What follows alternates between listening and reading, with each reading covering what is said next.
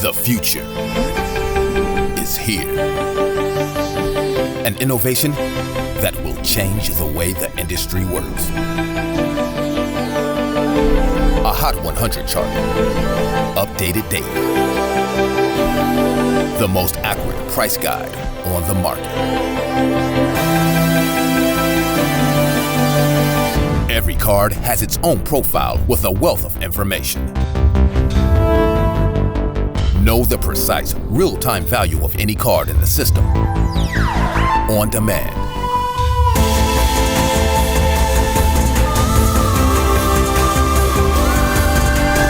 You now have the power to unlock the secrets of the hobby.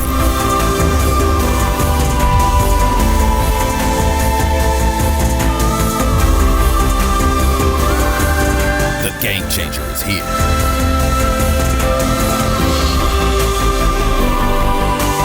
Card Ladder.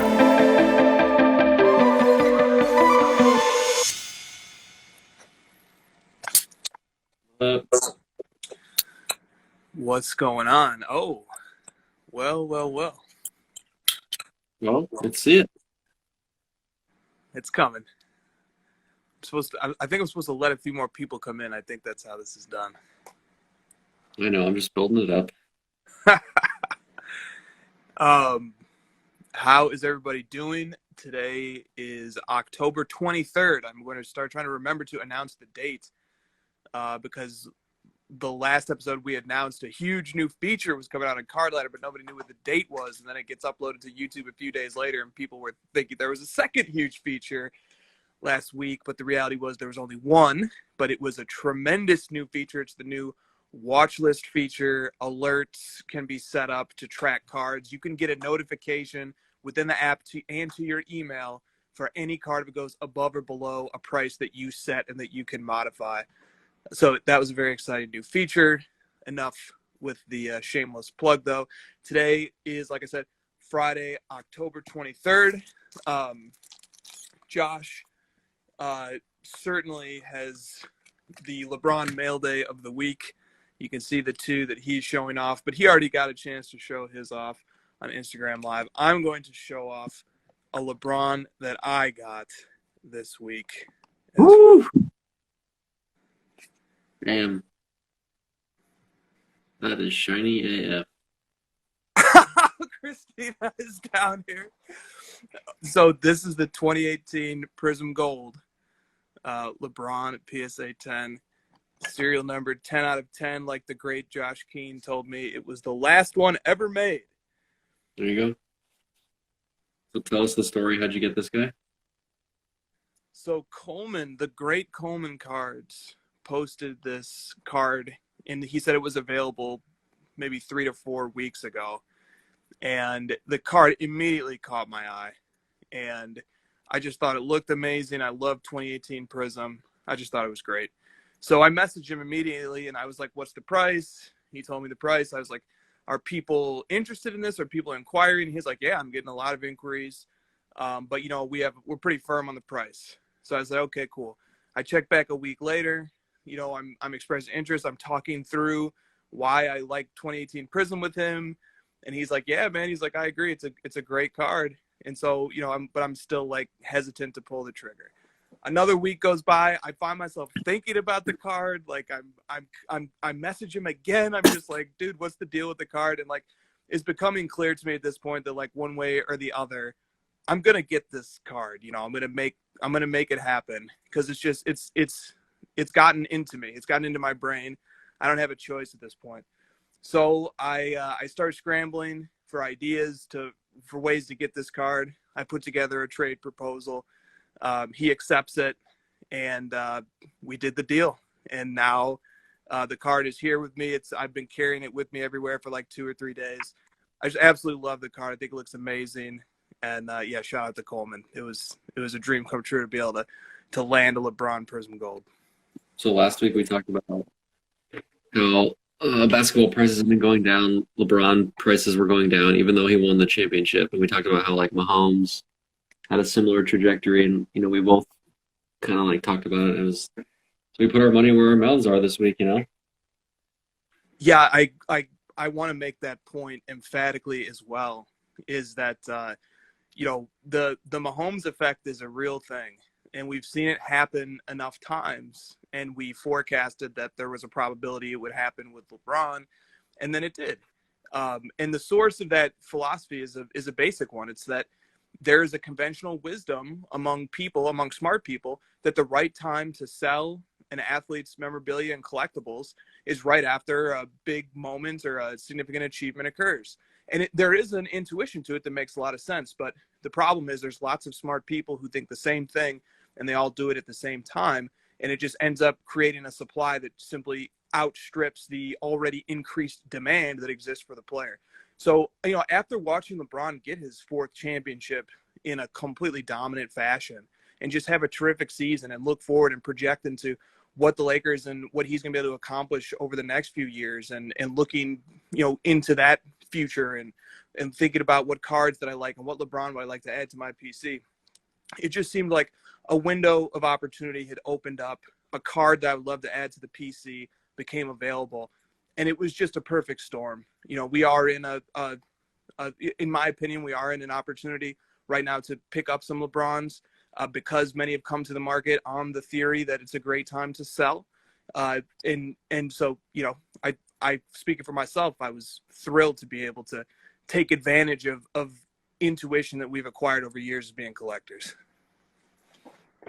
Totally. So, all right. Yamwax chimes in with the first topic of today. Unless we want to talk, did you want to talk at all? I mean, you had an amazing mail day reveal of these two earlier in this week, but maybe we could just give a rundown quickly for anybody who missed them. Those are two incredible LeBrons you've got up there. Yeah, so a buddy of mine's big time LeBron collector like me. We've chatted for years about it, and he's decided to sell some of his collection. So I got a couple pieces out of his PC, and hopefully have a few more coming from his collection soon.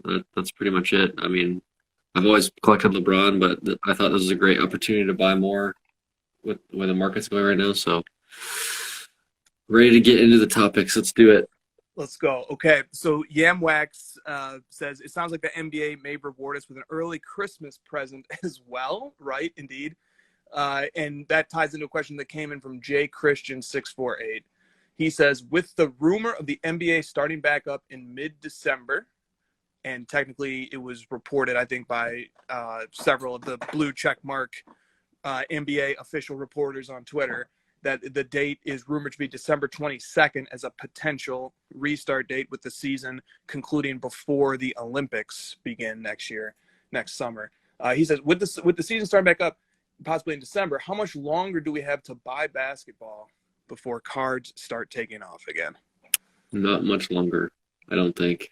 Maybe like a couple more weeks. Even just this news probably will boost the market a little bit. And I mean, that's why I posted this morning. I could kind of sense like the NBA news coming out, and like I just got excited about the hobby. Like I'm excited about the new season, all the new teams coming back, all the young players, new product coming out, and just kind of everyone. I mean, when everyone else gets excited, it just sort of like builds your excitement to the hobby. And I've got a lot of cool basketball cards that I've been picking up, so I'm excited about all of it. I think it's great news for the hobby. Obviously, it's great news for NBA fans, and I think it's the right move. They probably made it for financial reasons because they took a bit of a hit with with the bubble and missing out on a bunch of games. So they kind of need to make that money back up. And it seems like the players are going to be on board with that if they're going to, they don't want to miss out on revenue sharing as well. So I think it's kind of a win-win for everybody, and hopefully they can figure out the situation with fans in the stands and get everything situated. But if anyone can do it, it's the NBA.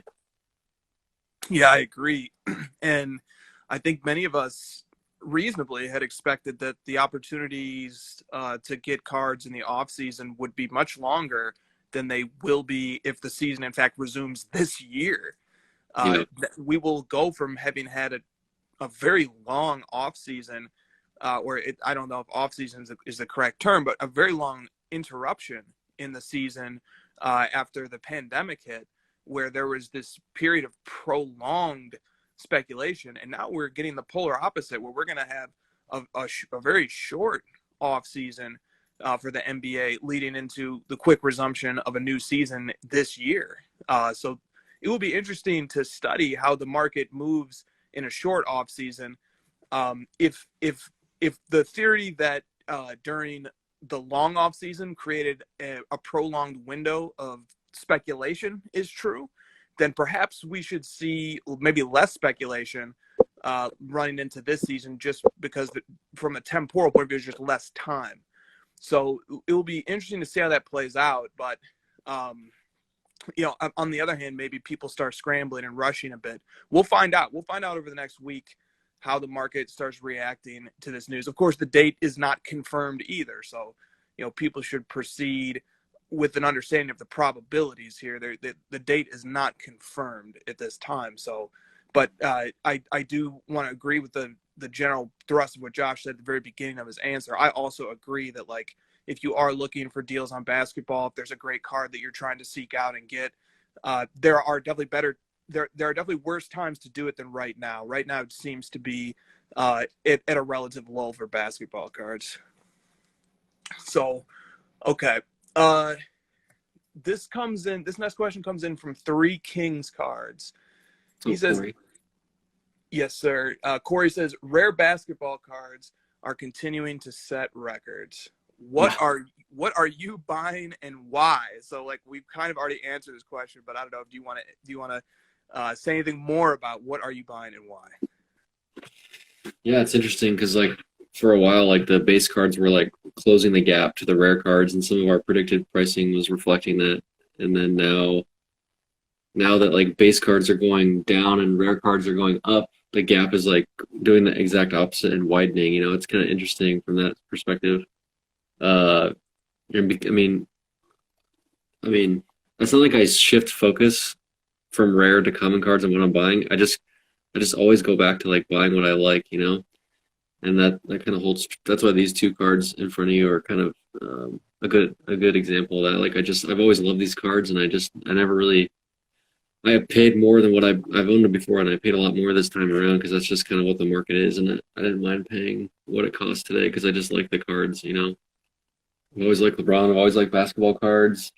I like the older stuff, and so that just sort of drives how that goes. And in the off season or during the season, I was buying football and different things, but it was always like football cards that I enjoyed. So I enjoy rare items just in general. I think that's more of the collector base, the collector in me. So kind of the same boring answer as always. Buy what you like. But I think as you've been in the hobby longer, and I was talking to someone who's been in it a few months now, and he's kind of going through the same evolution of, like, yeah, I started out with base, but now I'm kind of bored of it, right? You eventually learn new things that are out there, and you kind of get bored of seeing the same thing over and over. So the rare stuff becomes more attractive to you. So I think we're seeing that.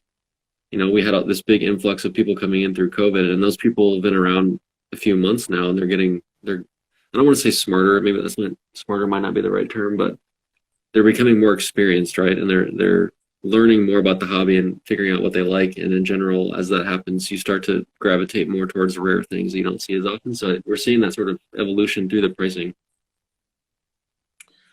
I totally agree with that. I think this is another thing that relative long-time listeners of the crossover will recognize as a consistent theme, is that if there's no magic to it, we just have this experience ourselves, as many collectors do, is that as you come into the hobby, the things that intrigue you and excite you and motivate you to action, and that motivate you to take the extra effort to buy and sell and package and trade and all the things that come with transacting this marketplace, that evolves, and your taste becomes a little bit different as you come under the conditions of collector groups, and your opinion starts to revise, and you start to see, like, hey, at first I was really excited with a certain, a base prison PSA 10 or something like that, because that's a super iconic card, obviously, but that now that I've been around for a while and I see that, many people have those, all of a sudden that doesn't quite excite me in the same way. But now a rare card that you might not see very often, suddenly that becomes a lot more intriguing, and I'm much more looking forward to acquiring and showing that off. So, like,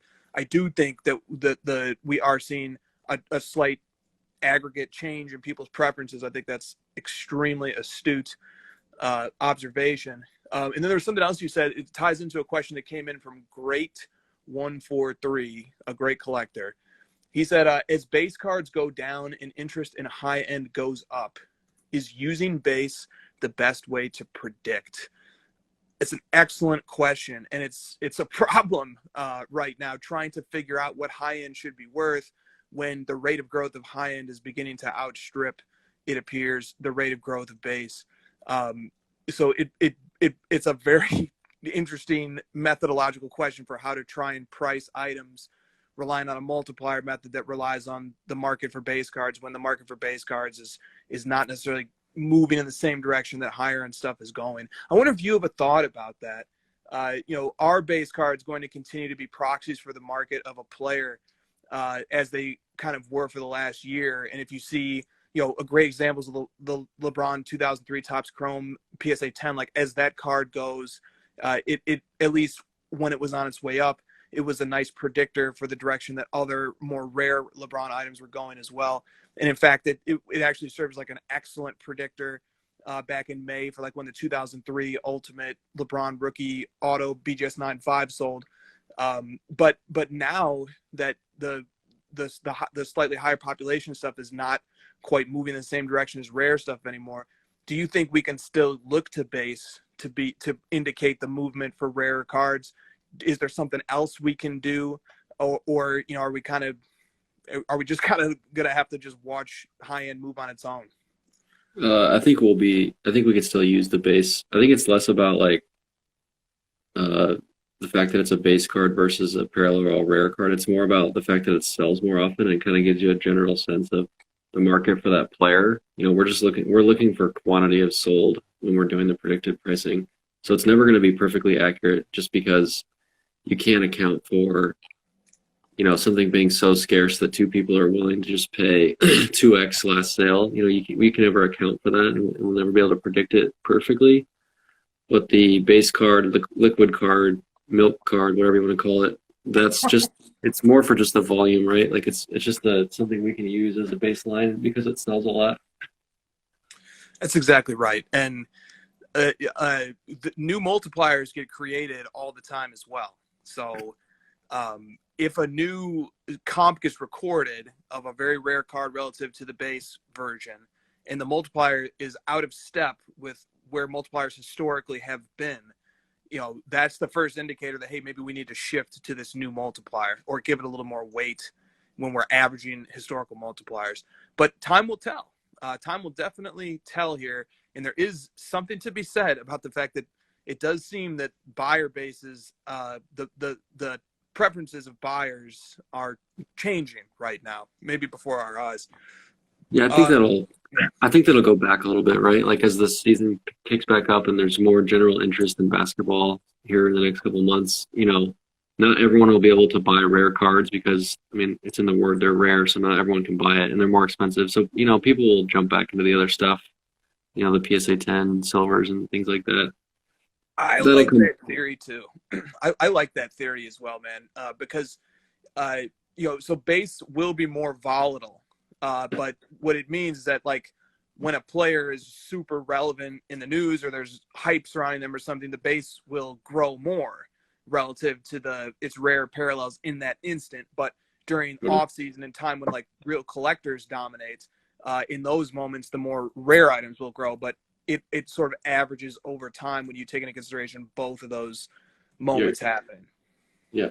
The gap's too wide right now. It was too close before. It'll be somewhere in the middle. Someone else pointed out looking into, sorry, the question was a while back, so I don't know who it was, but the question was like, what about looking into, lower pop, quote unquote, base cards versus Prism, like maybe looking at Hoops, PSA 10, things like that.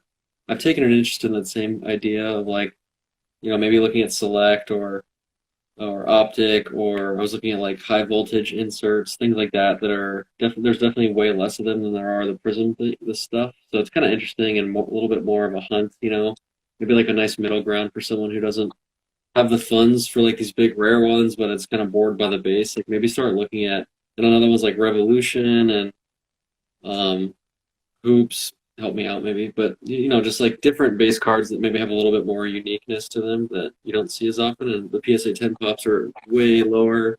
You don't see as much hype about them. They're kind of more for fun, hunting and collecting. So I like that as an option for sort of a middle ground for someone looking to maybe doesn't want the extremes of the base or the super rare. I think that's a really interesting approach. And we see that when a player is coming up, but maybe not on like on everybody's radar yet, it's just the iconic, it's the Prism PSA 10 that's getting all the attention, all the transaction volume.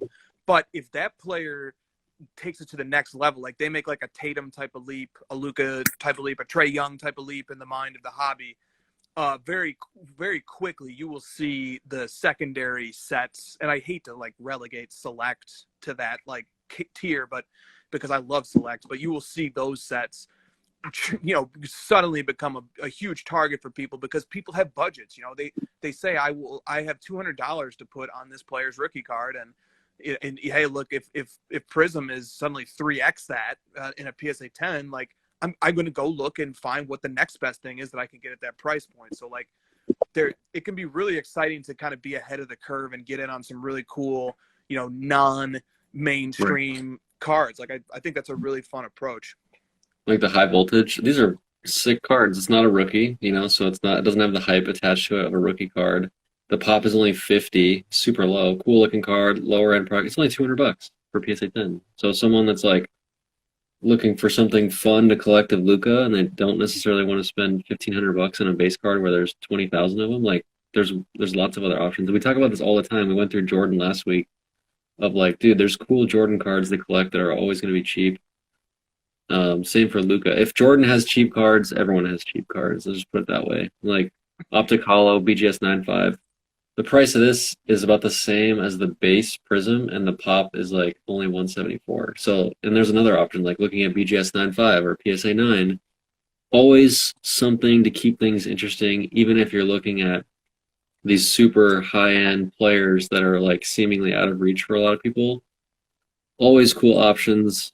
Shameless plug, hit up the ladder, sort by lowest price, and just have fun with it, Dude, that's such good advice. We try to bring in cards to like the status base that you're showing. We try to bring in cards too, so when people are going down different rabbit holes on the ladder, that they can stumble into exciting sets and stuff that you might not see with much regularity, like when you go on social media and stuff. But like, these are really fun, cool. Those cards look great. They're shiny. I think Status is a fun set. The interesting thing about kind of cards is like sorry to cut you off, but like some other content creators don't like these kind of cards because they can't like grab them in bulk and convince everyone, because there's so many of these kinds of things. They all sort of like cancel each other out. But as collectors, it's more fun to find these kind of cards and like look for unique things that maybe not. It's easier for someone to convince a whole group of people to only buy Prism PSA 10s. It's easier to get the swarm to go after one thing. But if we're all spreading out as a community and as a hobby, it's going to be harder for these investor bros to pump their stuff, Yes, it is. I love that insight. I also, you have to keep in mind too that there sometimes is an inauthentic emphasis placed on the premier brands because it's much easier to keep tabs on that market. It requires less research to look into that market, and so and already, like, if that's the way that one is thinking about things, like I want the cards that I can make money off of doing the least amount of work, or like that have the highest potential upside with me doing the least amount of work, I think that person's already setting themselves up for failure, because that's not the mindset that makes cards rewarding and fun and enjoyable. And that's not the direction that players and cards move in.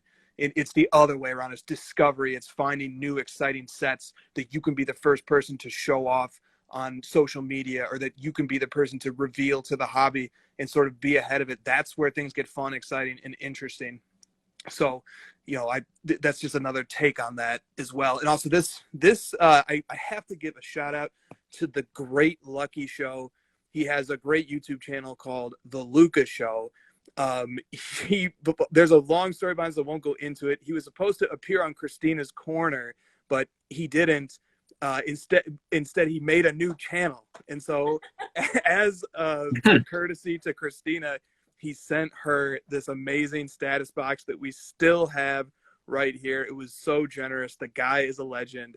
So shout out to him, and check out his channel. The guy's awesome. And since we were talking about status, boom, there it is. There's lots of these other products, right? Like Court Kings. There's just fun stuff out there that isn't mainstream necessarily. Like, dude, if I can just say something about, what I've learned from you, you were right there at the forefront when Galactic was becoming interesting and exciting. And like, maybe you could just talk a little bit about how rewarding it was to have like unearthed this amazing parallel that now is like considered one of a player's most important cards in their catalog is their Galactic parallel. Yeah. You could talk a little bit about that. Well, actually, I mean, there was a lot of guys collecting Galactics. I had met some people that were like working on the sets, long before I had touched it, and I was sort of like had the most following or whatever you want to say around it.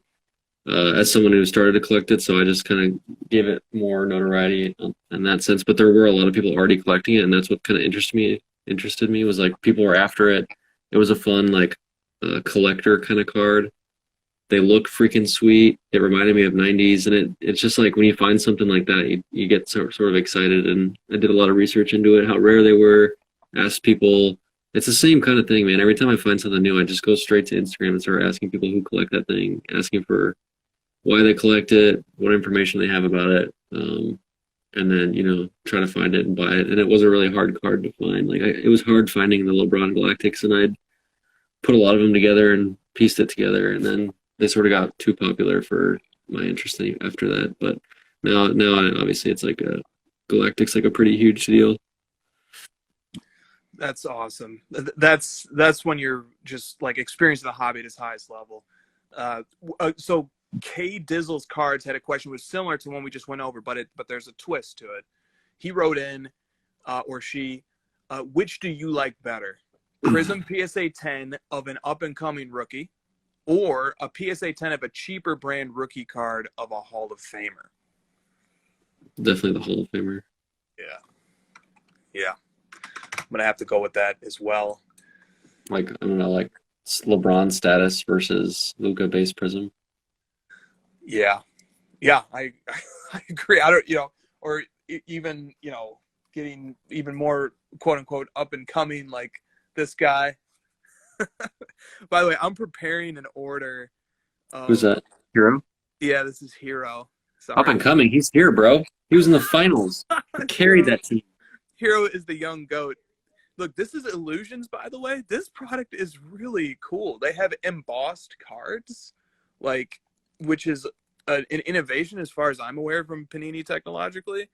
Like, yeah, I think so. Like, look, I'm getting a grading order ready right now. Like, there's gonna be so many freaking cards in here, and it's all these up and comers from when Christina and I were ripping like old Prism, and like, to me, like, I will sell these up and comer cards once they're back in PSA slabs, and I would definitely much rather go and get cards of Hall of Famers that just really speak to me, that come from great sets, rather than kind of having all these like gambles going on. Yeah. That's just my taste. Yeah. Okay. All right. This is a topic I wanted to warm us up a little bit before we got to it. No, Brett, I'm not, bro. Heroes, I don't see it quite the same way maybe as other people do with Hero. I'm not on the Hero train. Not to take anything away from him, but this is a topic, two topics in one that we're coming up with here. Selling too early and humility. Two topics. Take your pick. Those are both big. Let's start with selling too early. I've had some close friends and some people who are worried about selling too early on a card. So, like, for example, someone bought like a $50 Russell Wilson card. I hope he's not in the chat. He'll get embarrassed. Bought a $50 Russell Wilson card, rookie chrome, a while back before football stuff kind of blew up, and then he graded it. Just got it back this week. PSA 10. Those are like $1,300 cards, and so he's looking at this massive ROI, and he made the comment like, well, maybe I should hold it. Maybe I should hold it and wait for it to go up a little bit more. Wait for it to go up to 1,400. And I bet a lot of people had that same sentence in the last few months when base cards started going nuts and you get a little greedy. And I would say don't be afraid to sell too early. It's like one mistake that I think a lot of people make, myself included. They're worried that they're going to sell and it's going to go up another 50% or it's going to double. And I would say like I'd be more afraid of it going down, and I'd rather just like take the sure thing, take the guaranteed profit. And if you're doing well enough in it and you can take your profit, do it again. Like you just did it, do it again. Wouldn't it be more beneficial for you long term to take the profit guaranteed and kind of like turn it over and try to do it multiple times versus waiting on one card to slowly grow over a 2-year span? It's just kind of a thought. I don't know if there's like much more than that to say about it or much more legs, but just kind of don't be afraid to take profit. It's something that I've learned over the years, and I think it's helpful. Like people get panicked that they're gonna lose out on some future gains, but I always like the sure thing. Great point. Great point. And what about humility? What do we want to say about that? Yeah. I was gonna do like a big rant. Do the rant. It's been a while since there was a rant. It's really been bothering me these last couple of weeks, and I've been super positive about the hobby in the last 2 weeks. I've been picking up sweet cards for my PC. I've been excited about Card Ladder, the NBA season. It's just like there's all these fun things going on. I feel like it's a good time to buy right now because stuff went down and it's exciting. But Instagram is just kind of a mess for me lately, and I've been like blocking a lot of people recently because just like this, just a lot of like selfishness, right? There's a lot of people like being dicks to be quite frank. And I don't want to call out accounts. I think we know what I'm talking about. Like people that are just so selfish and it's all about them, and like posting pictures of eBay comps where it went way high and they own 5 of them, and they knew they were right all along, and I told you guys. And then they'll post again about another card that sold really high that they don't own, and they're calling everyone idiots because why would they buy this? And it's like, you just posted about how you're a genius, whatever. It's like, have some freaking humility in this hobby. I think we're really lacking on that front. And one thing I'll say about it is, I've said it before, if you have humility and you're humble and you're kind in this hobby, you're gonna freaking stand out, and you're gonna honestly like crush it, because it's not a common trait in this hobby. So if you do have it, you'll stand out as someone that people can trust. There's some amazing dealers on Instagram. I think of MC Sports Cards, Mike, just a great guy, super humble. He's got like an amazing collection, and he doesn't brag about it. He just sort of like does what he does. He goes about his business. He helps people find cards that they want. He connects people to collection cards. He's not bragging about flips and being a genius. There's lots of guys like that. Lots of super positive accounts that I love on Instagram. So it's kind of some food for thought. I've noticed it a lot recently. I haven't really ranted about it, but it has been bothering me. I don't know. What do you think, Chris? Have you seen similar things? I do. I think the problem might require more introspection than people realize when they, maybe get addicted to attention that comes to us on social media when we post a card that we like, or we made a great move and we want everybody to know about it. And that's perfectly normal. It's very human, but I've done this. I've made this mistake, and I don't realize the impact and the way it's, rubbing people when if essentially I'm just looking for somebody to like celebrate something with me. But, at the same time, like if something went well for me, I shouldn't be looking for people to like amp it up and celebrate it even more. I should just sit back.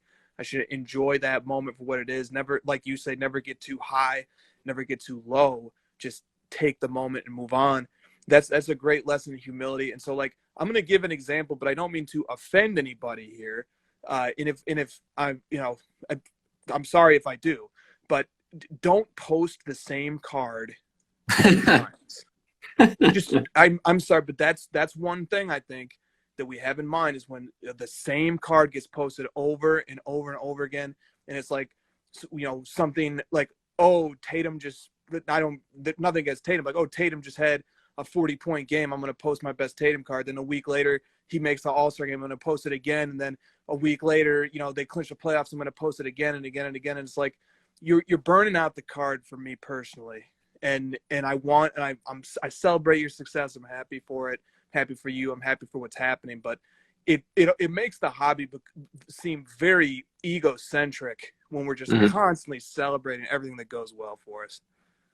I have two things to add to what you said. All great points. When you're talking about something good happening to yourself, or you find a cool item, one thing to counteract that, because it is like a human desire to, like, when you accomplish something, to want to share it with people, and it's totally valid. Like, go for it. Post your lives.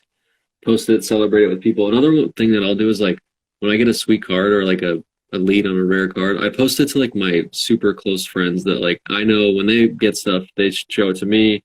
And it's like a very mutual, I think that's the key word, mutual, like, dual beneficial relationship. Like, if you get something sweet, you send it to me. Chris, if I get something sweet, I send it to you. And it's like a very respectful, two-way, like, we're both happy for each other, like being genuine about being happy for each other, as opposed to like a one-way, I'm just like cramming something down one guy's throat over and over kind of thing.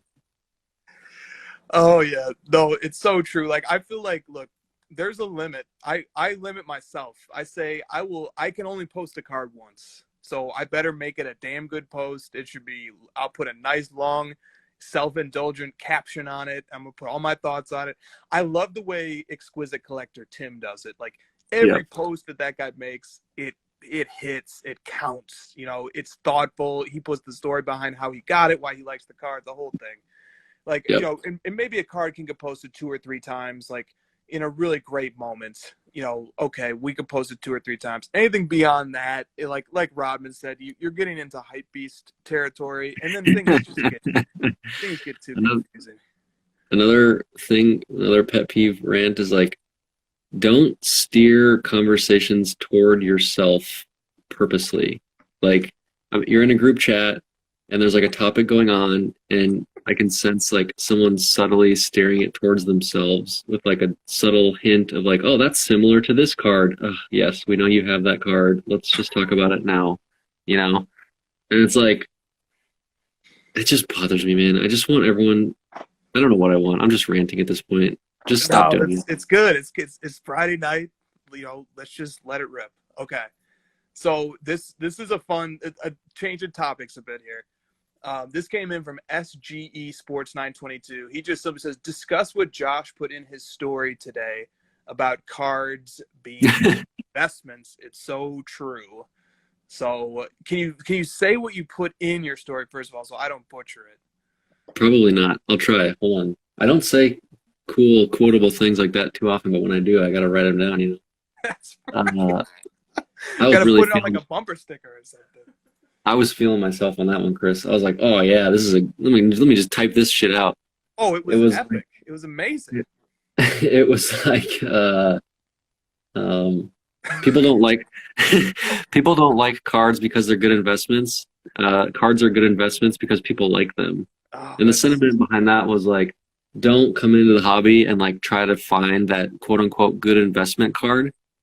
Try to find cards that you like, right? Because then other people are going to have that same thought process, and then organically and naturally it will become a good investment because it's something that a lot of people like. And I think it's just like, the whole reason we're here isn't because someone decided like, let's create an alternative to stocks and let's use it through basketball cards. The reason that we're all here at this point where it's become an investment vehicle is because people genuinely like this stuff. And like when you and I first came in, there was no investment talk, right? There was absolutely none of it. It was all just like, what rare cards are we after? What set are we trying to put together? What players do I like to collect? And then that's just all it was. And then because it was so fun and like people could kind of sense the passion behind it and the genuine spirit of collecting, it sort of turned into an investment as a byproduct because, the prices were going up so much. And it's like, just, content creators, people grabbed onto the fact that prices are going up and now all of a sudden it's this great investment vehicle. So it's not a chicken and egg situation. There's definitely one that came first. And I would say, I'm not saying that like investing is bad as the primary goal. It's just, think about it that way, because I think it would help if your goal is investing, to actually think about it that way. Dude, somebody needs to record that and just turn into a sound bite, and then we can just post it on Instagram, because I just think that's the most succinct way of explaining the fundamentals of why the hobby is where it is at, is just that. And plus it has like a really clean bottom line catchphrase to back it up. Okay, so thank you for talking about that. We get this question every other week at least, but like, let's just touch it, because people just really care about this a lot. CD Cards says, how do you consolidate your collection? Do you sell stuff off first and hold the funds until the card you're looking for pops up? Or do you find the card first and then try to sell stuff off quickly to acquire it? It seems like the highly sought after rare cards do not last long when they surface, and definitely not long enough for me to move cards to put the funds together quickly enough. Yeah, I mean, the reason this question comes up so much is it's not easy to do. And it like sounds easy, but it's really hard in practice, because you have to sell stuff, and selling is hard, especially as you get more attached to things and you become a collector. I feel like I've beat this dead horse, so I'm gonna try to take like a different angle for those that that watch the show, that want to maybe think about it in a different way than the same way every time. If you're like trying to consolidate long term, and you want just like rare things, don't let that stop you from buying more common cards along the way, because that rare opportunity doesn't come up super often, and you don't want to just sort of like wait. You don't want to just sit around and wait and like sit on cash.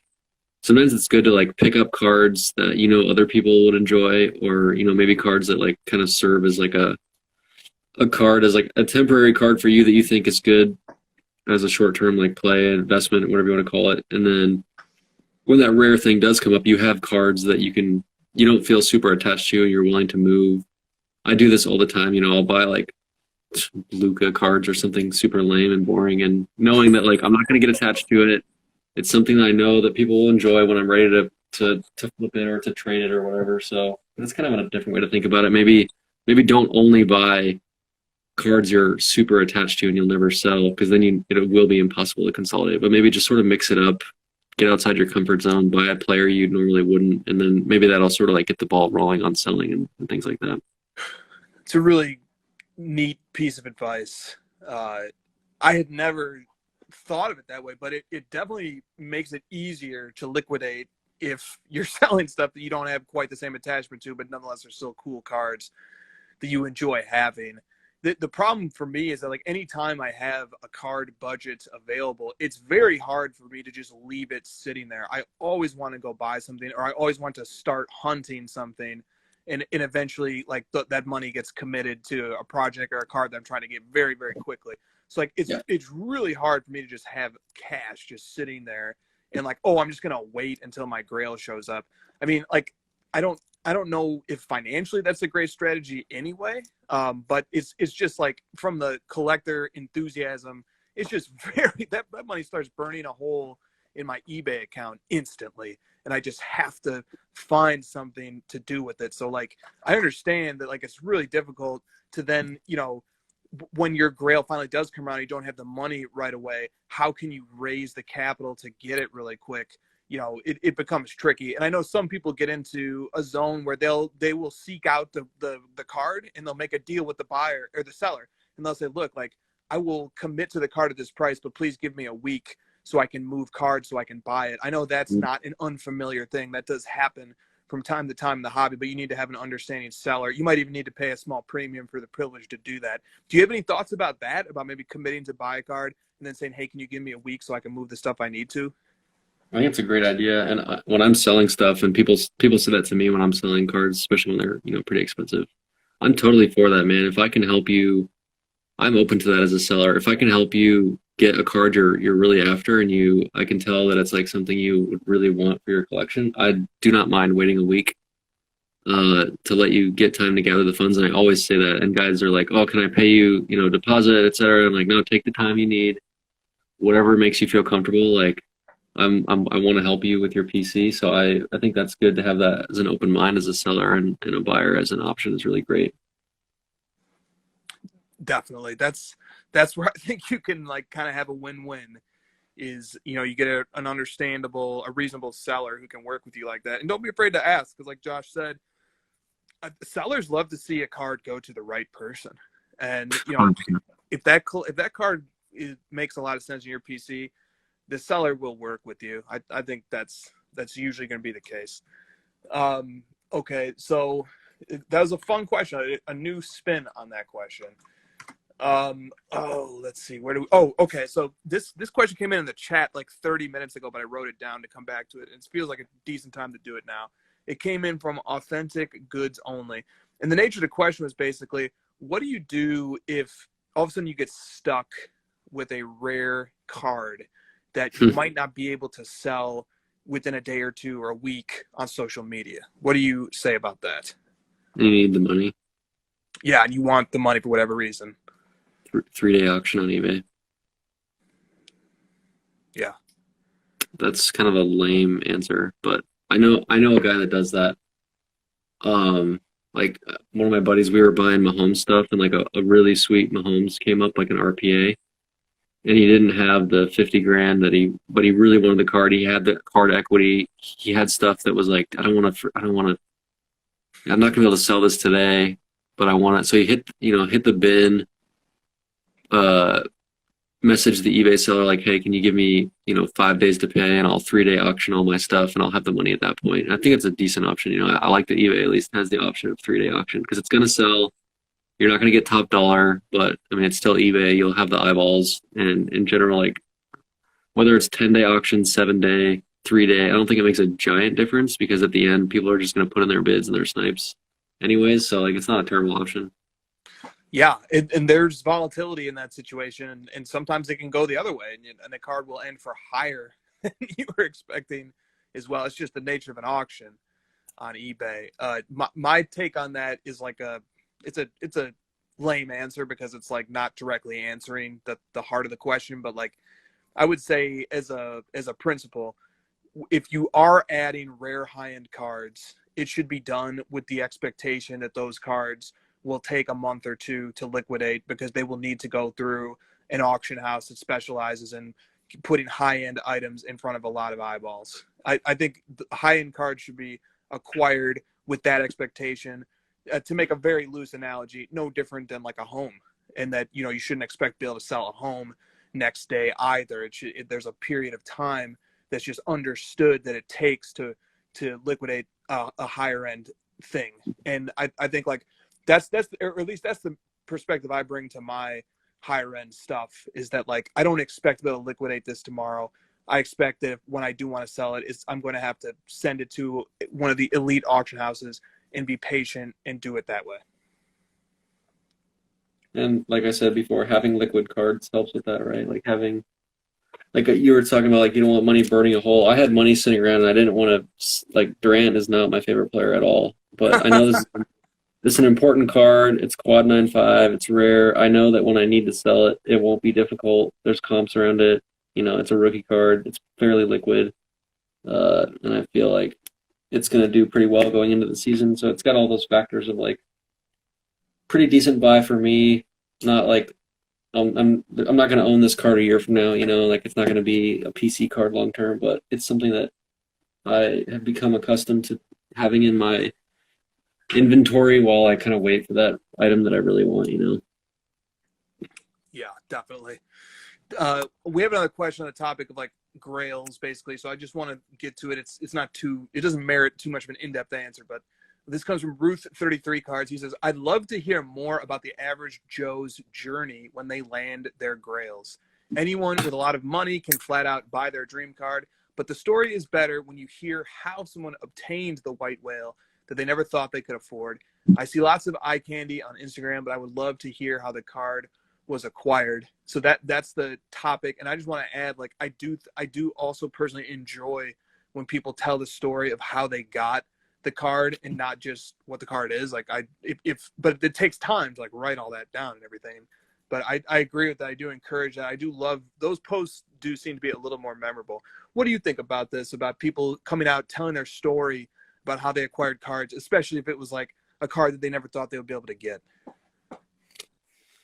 Selfless plug. Go to Cardboard Chronicles YouTube. I think that's like a good portion of what the channel is and what it represents for me and why I started it. I also love those stories, and I love hearing why people collect what they collect, and that's kind of the entire basis of the show. So go check out Cardboard Chronicles. There's tons of episodes of people talking about that. And also, like, if you have a story like that you've always wanted to tell, like, DM me and I'll get you on the show. Like, fuck it, There's so many great stories about building PCs on Cardboard Chronicles, and I mean, going back to the very early episodes, even there was an episode with Grant, the Wolf of Card Street, I think it was called, or something. I love that episode because he gave out one of the great, I'm not even going to tell what the tip is, but he gave out one of the great all-time eBay hunting tips that served him very well in that episode. That tip alone makes that episode worth watching immediately after the crossover, if you don't know what I'm talking about. He's got the cocktail on the whole episode too. That's only right. That's only right. Okay. And then King's Angels 22 wrote and he says, how is Rodman's Grail still available? I want it so bad. So shout out to Rodman's Grail. He has a 98.99 Jordan Platinum Medallion PSA 8 that he's looking to move. So he is experiencing trying to move a rare high-end item right now himself. Go give that one a look. Maybe you can get it at a bargain since he hasn't sold it yet, but he doesn't seem to want to send it to the auction house either. For nothing else, we are card cupids here on the crossover. Okay, so couple questions on grading to round out the first hour. This one comes in from K Dizzle's Cards. Second question from this individual, but I've never heard this before. They said, I'd like to connect with someone that could go over 10 cards with me, and we both come up with what we think it would grade and then explain why. Does this sort of thing exist? Do people do this? I'm interested to hear if you guys just did trial and error, or if you had a mentor show you how to figure out card condition. Doesn't PSA offer this service? I don't know. Like, I think PSA will, like, I might be making this up. I thought they, like, looked at the eBay auction for you. I would say, like, yeah, try to find, like, a mutual friend. If you, like, message me randomly right now, I probably wouldn't do that because it's, like, kind of time consuming. And if I did, like, then every motherfucker would start sending me pictures of raw cards on eBay. Yep. And I love you all, but, like, I'm not trying to do that for free. So if there's some sort of service, I know that, like, some of the sub guys will do that for you. They'll actually review it. Like Josh Cade does it for BGS. He'll review it for you, and then for like $2, and if he thinks like you shouldn't grade it, he'll send it back to you and kind of like save you your money on that front. I know there's services like that from sub guys. Ask your sub guy, ask around about that. But I mean, other than that, like, find a close friend in the hobby, someone that you don't mind bugging and asking for that kind of help. But in general, like, there's not really a secret, Chris. Like, there's not a person out there that's like has a better eye or whatever than like everyone else. I think it's just kind of looking through a shit ton of eBay auctions and like starting to pick up on the key things to look for, centering, edges. There's not really a secret, right? Like, if there's white on it, then it won't grade, and if it's got a scratch, it's bad. And look at the eBay sellers' other cards, see what kind of graded cards they have. There's all these little tips and stuff, but in general, it's just like kind of an experience thing, and you kind of have to dig in yourself and figure it out. I think this is like a teach a man to fish scenario. I'm not sure that it's as helpful to just like ask for someone to do it for you. I think it's better for you long term to do it yourself. Yeah, I think that's right. I definitely do not have an eagle eye for grading in the first place, but what I do, like you said, like there are certain things. There are certain things that just, if, like you said, if a corner or an edge is showing white, that's going to impact those particular subgrades, or that, if you're not dealing with BGS but PSA, that can impact the grade as well. You'd also might do well to actually read the technical definition that each grade has. And for example, you would learn that like PSA 10 permits one flaw as long as it doesn't have a major detraction from the card's eye appeal. So it might help to just start from there and see what these card grading companies publish as their criteria for a specific grade, and then look at cards that have received a good grade and figure out why it is, especially BGS with subgrades. That can be very helpful. I think those are good starting points, but it's just experience and repetition, just looking at lots and lots of cards and having experience with cards. Like I have these piles of cards I'm grading. I just dropped 20 of them the other day when I was carrying them to a different room to watch the World Series while I was like cleaning them, like wiping the surfaces down and getting all the dust off of them. And I just dropped them on the floor, and like half of them got a dinged corner. And so that was very stupid, but like it was also insightful because I realized, like, as I looked at the cards, some of them were prism cards, and the dinged corner caused a little bit of splitting. And I was like, you know what? This is what causes splitting. I just discovered it. When you ding a corner on an Optichrome card like that. Okay, so like experience, just experience with cards, looking at cards, looking over cards. It can lead to insights and stuff like that. And also, don't get too crazy about it because grading has a lot of variance. A lot of variables, and what you think is a 10 could come back an 8 from PSA, and you will drive yourself crazy trying to figure out why. So, right. I don't know.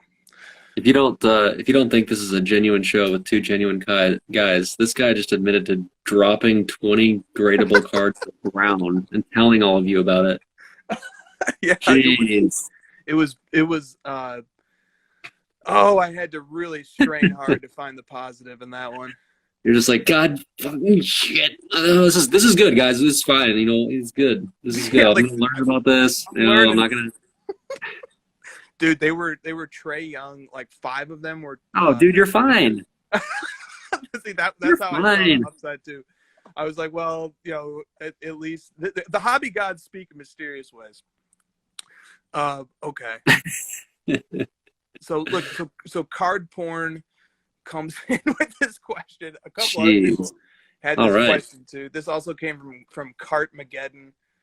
This is what Cartmageddon says. I'd like to hear more takes on what Kyle discussed on the Wax Museum this week. MBA, M as in like Michael B.A. And then Card porn says on grading.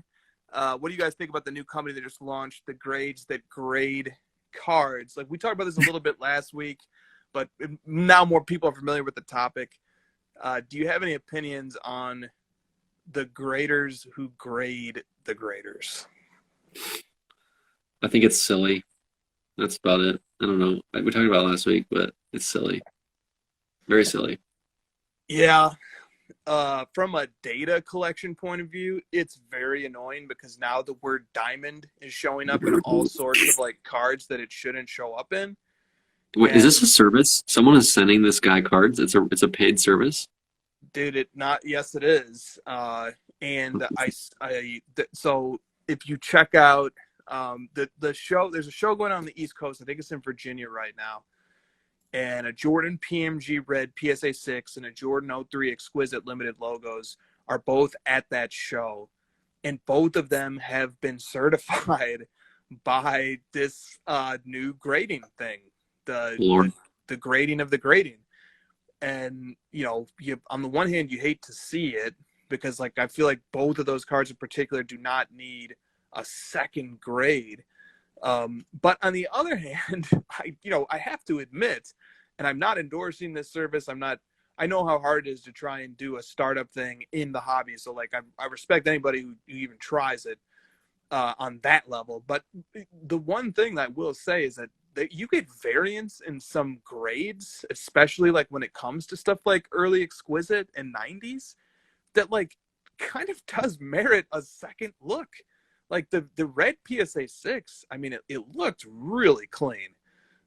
So I don't know. I think it's just that like the outcome of it is that you have a card graded twice. I get that like you want it reviewed, but I'd want it reviewed and like put into a different slab. I don't know that because it's like, oh, here, look, it's a 6, and then you're like, but don't worry, I got this other piece of paper that says it's a 7. Yeah. Yeah, that's cool, but like, what the hell am I supposed to do with that? Dude, when you put it that way too, it makes our industry start to feel a little bit silly or maybe lacking a little bit of credibility, because then it's like, okay, well then why are you keeping it in the first case? Why don't you then, if you feel that the technical grade assigned to the card is inaccurate, then ought the card not to be submitted again? And if the grade still comes out wrong, then maybe take it to a different grading company or something like that. But to give a card 2 grades is like a weird hedge. Also, Yeah. it's like you want that first grade, but you still want an extra boost on it too.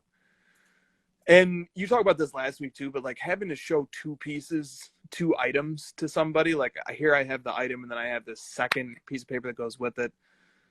I am not a fan of that. That's just me. Okay, let's fire up one more real quick for hour one. This comes from Lucktown Threads. He says, there's all this great innovation hitting the hobby in the way of new products, services, and content. The community is swallowing it up. But what does a grading company new on the scene need to do to win over the crowd?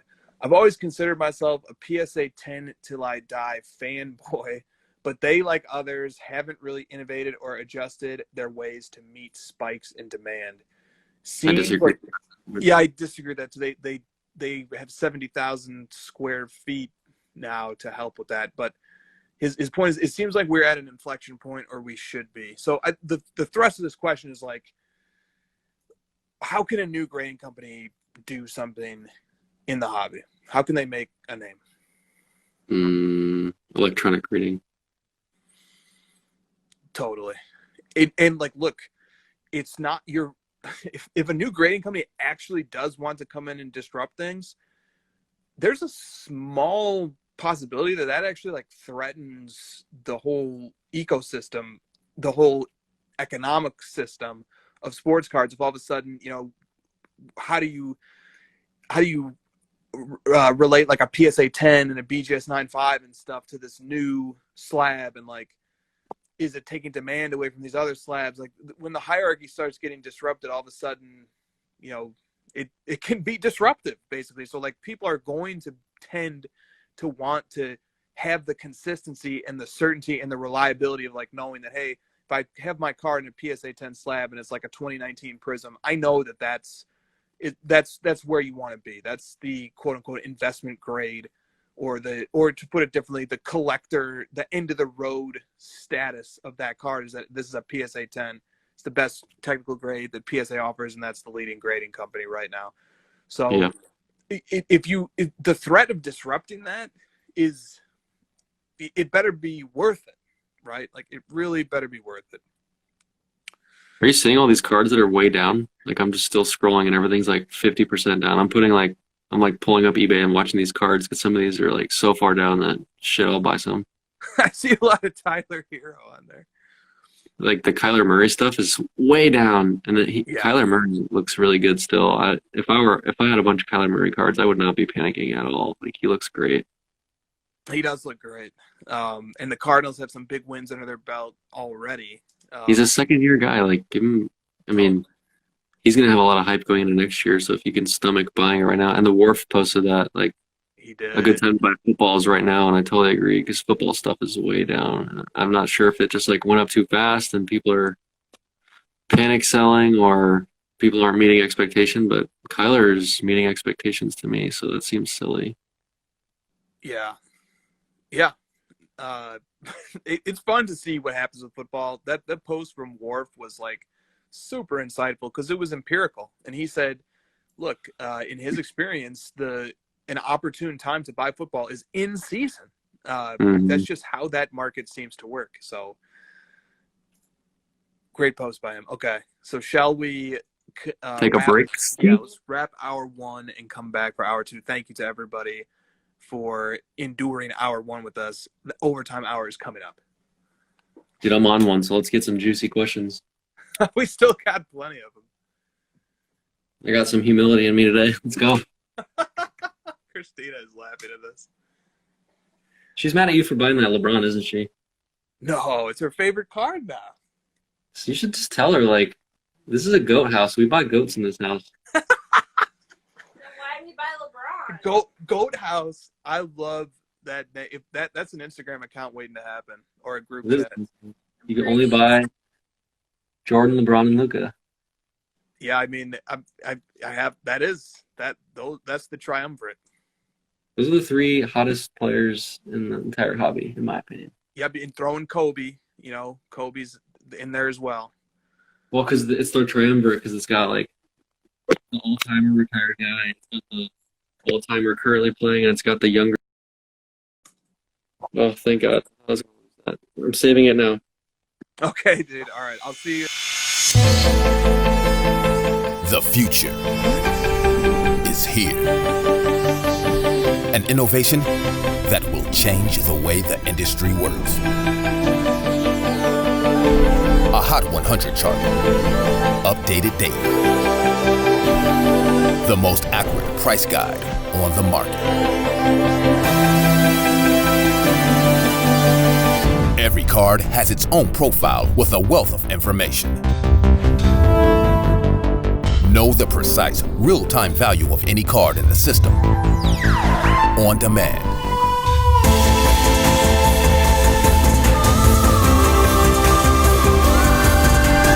You now have the power to unlock the secrets of the hobby.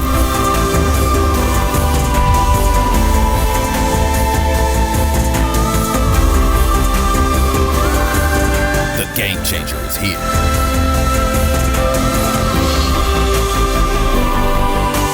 Card Ladder.